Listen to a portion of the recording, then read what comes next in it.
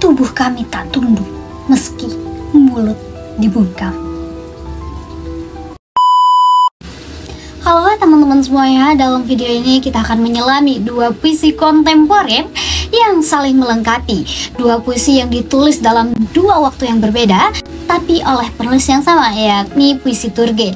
Judul yang pertama yakni Dipengaruhi Wijitukul pada Desember 2024, dan yang kedua yakni Membaca Puisi untuk Presiden pada Maret 2025. Keduanya berbeda gaya, tetapi berbicara pada tema yang sama, yakni kekuasaan, tubuh, dan suara rakyat, di mana ketika suara, terutama suara kritis, harus bersembunyi di balik puisi.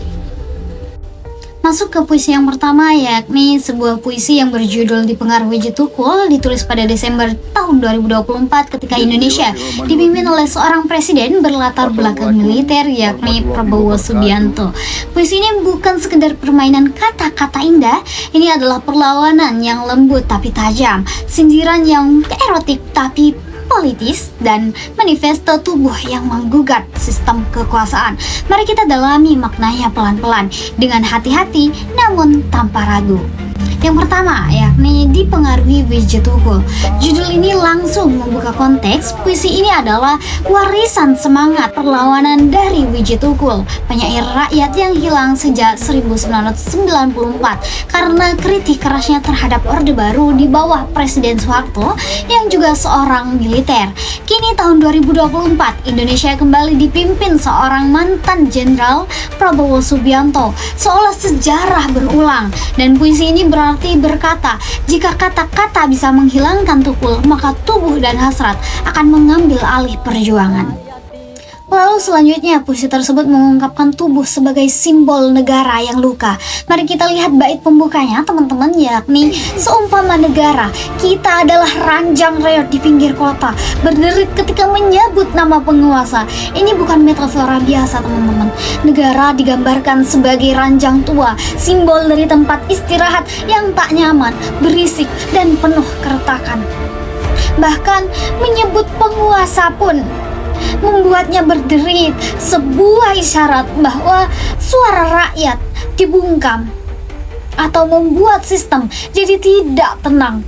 Di sini tubuh menjadi cermin dari negara yang lusuh, disingkirkan dan didera ketakutan. Lalu yang selanjutnya yakni sensualitas sebagai bahasa perlawanan. Masuk ke bait-bait berikutnya teman-teman, yakni yang mengungkapkan, yang berbunyi, kamu lebih suka menanggalkan pakaian moralitas, menghamili malam dengan ketelanjangan doa. Seksualitas dan sensualitas di sini teman-teman bukan suatu pornografi. Ini adalah kode perlawanan terhadap moralitas buatan yang seringkali dibekaskan atau dipaksakan oleh negara atas nama kesucian. Padahal justru menindas kebebasan tubuh. Puisi ini berkata, cinta tak butuh perintah. Hasrat bisa menjadi bentuk pembebasan. Lalu yang selanjutnya teman-teman yakni waspada, revolusi bisa dimulai dari ranjang. Puisi ini terus mengulang peringatan, waspadalah, tapi ini bukan ancaman dari penguasa. Ini adalah peringatan kepada penguasa. Revolusi tak selalu berdarah, ia bisa hadir dalam rintihan, peluh, sentuhan, dan air mata. Karena dalam sistem yang menindas, bahkan berciuman bisa menjadi tindakan politik. Puisi ini teman-teman ada untuk kritik terhadap negara dan moralitas. Salah satu bait yang paling tajam ada di sini yakni berbunyi, aturan menekan selangkangan kita, birahi dipenjarakan dalam kitab undang-undang, cuman dicabut dari bibir-bibir liar. Ini jelas merujuk pada situasi kontemporer di mana negara melalui hukum-hukum moral mencoba mengontrol bahkan urusan paling pribadi. Kita tahu teman-teman, KUHP baru yang mulai berlaku pada tahun 2026 banyak dikritik karena moralistik dan mengancam kebebasan sipil. Tapi puisi ini menolak tunduk. Ia berkata, tubuh kita adalah manifesto. Lidah ini pedang, tubuh menjadi teks politik. Lidah menjadi senjata, dan cinta menjadi api pembakar tahta. Kaitan historis Soeharto dan Prabowo, teman-teman, masa Soeharto dikenal sebagai masa pembungkaman suara. Masa ketika Wiji Tukul menghilang karena puisinya. Ini tahun 2024, Prabowo memimpin. Banyak yang melihat ini sebagai balinya kekuasaan militer. Meskipun dengan wajah yang baru, dalam suasana ini, puisi muncul sebagai peringat. Jika rakyat tak bisa berbicara, maka tubuh mereka akan bicara. Seperti kata puisi ini, jika sentuhan menjadi revolusi, biarlah peluh kita membasuh wajah para tiran. Revolusi yang paling intim. Dan akhirnya puisi ini menutup dengan deklarasi yang luar biasa, teman-teman. Waspadalah, tubuh adalah medan perang yang bebas. Birahi adalah anarki yang merdeka. Tubuh bukan dosa. Tubuh adalah ruang berpikir, ruang merasa, dan ruang melawan. Cinta bukan pelanggaran. Cinta adalah senjata, dan pelukan lebih berbahaya bagi tirani daripada 1000 peluru. Puisi ini tidak hanya tentang erotisme. Ini adalah perlawanan melalui tubuh, cinta, dan bahasa. Ini adalah Wiji Tukul versi 2024, bukan lagi dalam bentuk orasi keras, tapi dalam napas, peluh, dan bisikan lembut yang membakar. Lalu kita masuk pada puisi yang kedua, puisi kontemporer yang tajam, absurd, dan syarat ironi. Judulnya yakni Membaca Puisi untuk Presiden yang ditulis pada Maret 2025. Ini bukan puisi yang mudah dibaca, tetapi justru karena itulah ia layak direnungkan lebih mendalam. Mari kita mulai, teman-teman. Yang pertama, puisi dan kekuasaan di era pasca kebenaran. Puisi ini dibuka dengan ironi yang lembut tapi tajam. Ketika tsunami tertidur dalam bahasa Indonesia, televisi berkhotbah tentang penguasa, tapi suara-suara memantulkan tanda tanya. Dalam dunia yang dipenuhi media, bahaya dan penderitaan sering direduksi menjadi narasi kosong. Tsunami tertidur menandakan bahaya yang disamarkan, atau mungkin bencana yang diredamkan bahasanya demi menjaga wibawa. Sementara televisi berkhotbah tentang penguasa menunjukkan bagaimana media arus utama berubah menjadi alat legitimasi kekuasaan.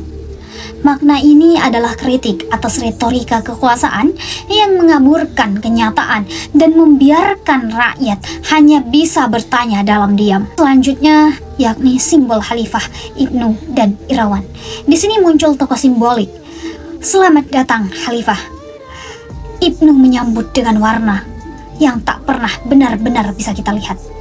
Khalifah bisa dibaca sebagai metafora pemimpin ideal, namun juga sebagai kritik terhadap obsesi religius politis yang sering dimanipulasi dalam ruang publik. Ibnu di sini bisa merepresentasikan generasi muda, intelektual, atau suara alternatif yang menawarkan warna gagasan, perbedaan, tetapi tak tampak di permukaan kekuasaan. Irawan, ini sepeda, bacalah puisi cinta. Di tengah kekacauan, penyair menyuruh kita kembali ke hal paling manusiawi, cinta. Tapi bahkan cinta dalam puisi ini masih dibungkam oleh suasana rawan. Ada ketegangan antara kemanusiaan dan realitas kekuasaan. Bahkan cinta dan tawa pun bisa disapu angin kekuasaan atau bencana. Lalu juga mengungkapkan dunia digital, algoritma, dan kekosongan makna. Bait-bait selanjutnya membawa kita ke dunia teknologi. Algoritma paket premium dihitung dalam doa manifest. Server bebas iklan perlu ditingkatkan. Di sini puisi menertawakan zaman kita. Doa pun kini dihitung dengan algoritma dan metaverse jadi tempat persembunyian dari kenyataan. Aku mengetik ombak, aku mengetik lautan, tapi yang kudapatkan hanyalah gambar-gambar tanpa suara seperti ikan mati. Internet memberi segalanya, tapi hanya dalam bentuk visual steril, tanpa kedalaman, tanpa jiwa. Seperti ikan mati, indah tapi tak hidup. Makna ini adalah kritik terhadap dunia yang serba visual tapi kehilangan makna. Kita melihat semuanya tapi tak merasakan apapun. Puisi ini berkata, teman-teman, Indonesia negeri di atas cincin api, dihantui bencana, tapi yang lebih dahsyat mungkin adalah bencana politik. Di tengah bencana alam, penyair bertanya, "Aku tahu kau paling kuat, tapi mungkinkah manusia biasa mampu bertahan?" Ini adalah dialog dengan penguasa. Nada satirnya jelas, seolah berkata, "Oke, Anda hebat, tapi bagaimana nasib rakyat kecil?" Tulis seorang mahasiswa di Selat Malaka.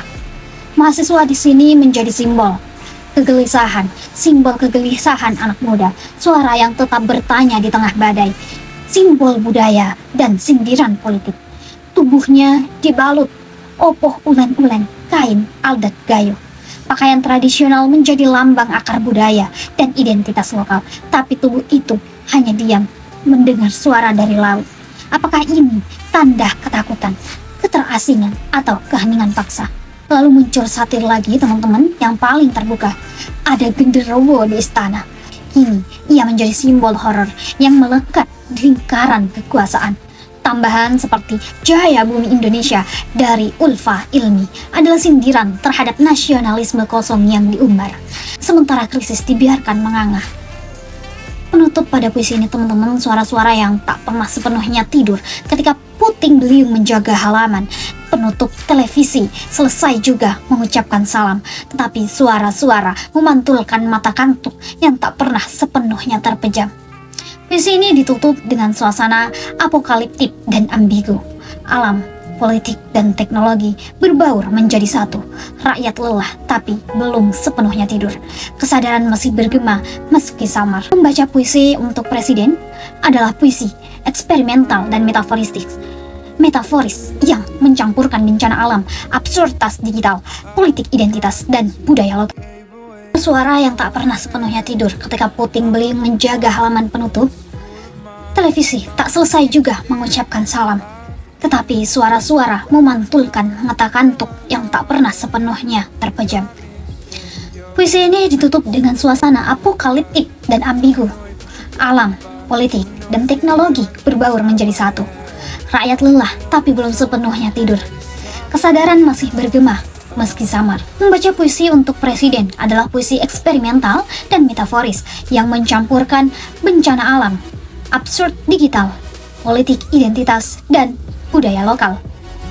Ia tidak menyerang secara langsung, tetapi menyuap melalui simbol, ironi, dan absurditas. Di tahun 2025, ketika algoritma media dan kekuasaan menyatu, puisi ini muncul sebagai sinyal gangguan, sebuah glitch kecil yang mengingatkan kita belum sepenuhnya tidur, dan suara-suara sepelan apapun masih bisa mengguncang.